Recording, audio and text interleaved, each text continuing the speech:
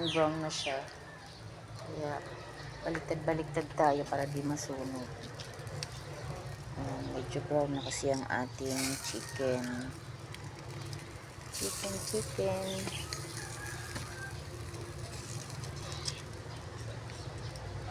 Diba?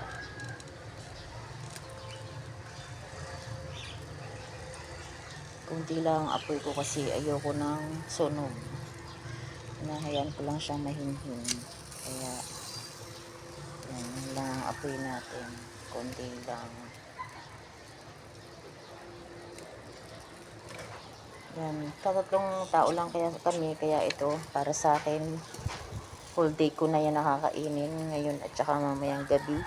Hindi pala ako kumakain sa gabi, sa hapon nagpapapak lang ako dyan. Tapos ito naman kila Kim. Tapos pag nakakapag-isip sila ng mag-add ng ulam, nag-a-add naman sila sa gabi.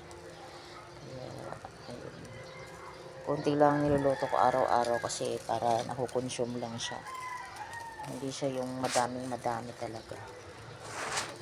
Kasi walang taga-ubos, walang lalaki dito, wala si Harold, walang taga-ubos, kami lang. Kaya gusto namin yung kaya lang ubusin namin.